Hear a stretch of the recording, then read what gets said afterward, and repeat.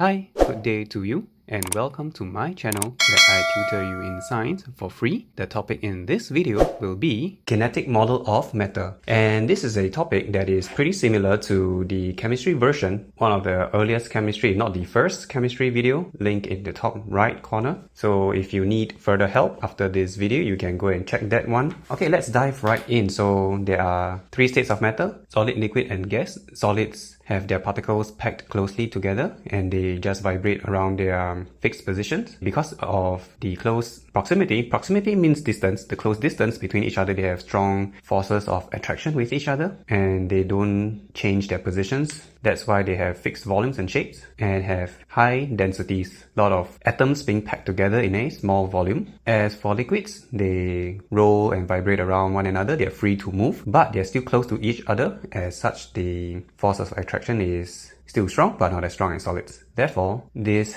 makes them have fixed volumes, but no fixed shape. Gases, on the other hand, are very far apart. They move really fast and in random directions. Therefore, they have the lowest densities, very little atoms packed into a volume, into a certain area. Therefore, attraction between them is very, very weak. This explains the gases having no fixed shape and volume. And simple experiments like using a microscope to observe smoke particles. Smoke particles are not exactly gas, they are burnt matter. So they are actually little solids that are so light that they can fly around. And they'll be moving in random directions because they are always being bombarded by gas particles at high speeds and in random directions. So they move around randomly. This is called Brownian motion. Another example would be observing a pollen grain on the surface of a water. It will move pretty much the same behavior, have the same behavior, move the same way. And why is it called Brownian? It's of course a scientist of the past called Brown. You can go and read about him, Robert Brown, a botanist. Okay, and in this video, the difference between this one and the chemistry version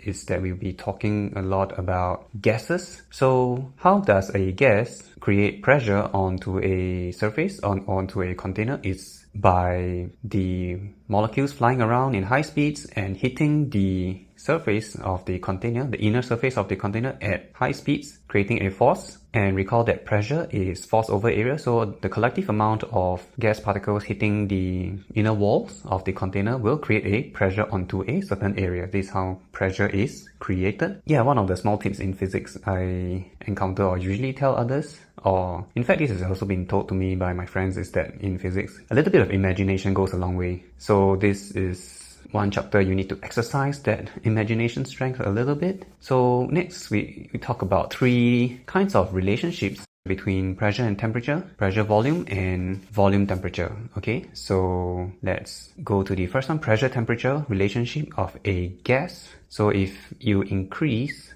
the temperature of the system, the gas particles is going to move faster, it's going to hit the walls with a higher impact, a higher force. Therefore, the amount of force per unit area, which is the same, is greater. Therefore, pressure is greater. Increasing in temperature will rise in pressure. Okay, next we go on to the volume. So if you decrease the volume, then the amount of space left for the gas particles is much lesser. Therefore, the gas particles hit on the walls more frequently, creating a larger force per unit area, whereby the unit area is reduced and the amount of force stays the same. This creates an increase in pressure. Okay, volume temperature relationship of a gas. So if you increase the temperature of the gas particles gain energy, they move faster, vibrate faster, they fly faster and hit the walls at a higher speed and impact. They will be able to push the piston further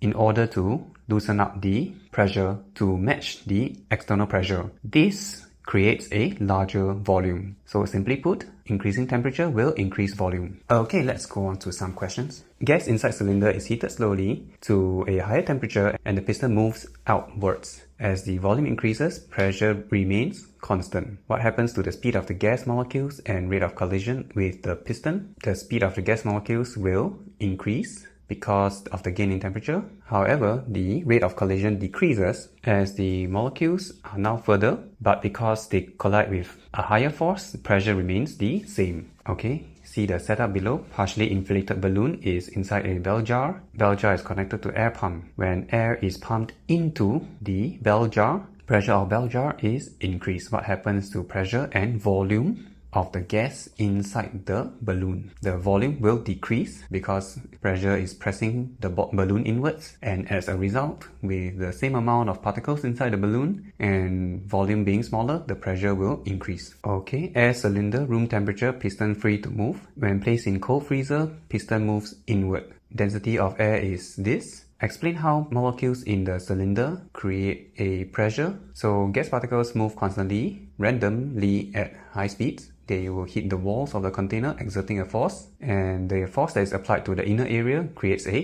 pressure. How do they create the same pressure? In both instances, in the colder environment, the molecules move at lower speed, colliding less frequently with the container with less force. However, because there are more molecules in a smaller volume, there are more molecules colliding, creating the same pressure as the original piston. What causes the piston to move inwards when cooled? When cooled, piston pressure drops. Atmospheric pressure outside externally is greater. It will push it inwards to equalize the pressure. Okay, diver is 30 meters below. Gas bubble escapes. As bubble rises, temperature remains constant. State the relationship between the pressure of gas in the bubble and volume of the bubble. So they are inversely related. As pressure is high at 30 meters, the volume will be small. As it rises, the pressure is less, volume will be large. So we can say pressure of gas is inversely proportional to the volume of the bubble.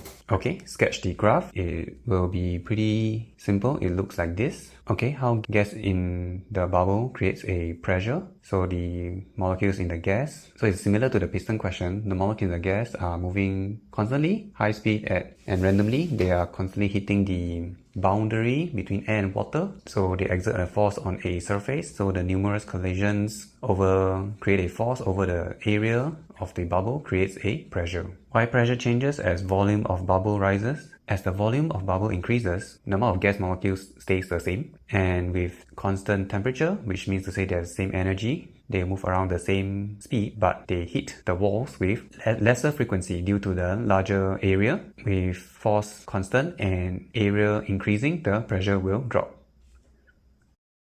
And that is all for today. Hope you enjoyed this video. Do give it a like and subscribe, and share it with somebody who needs to see this.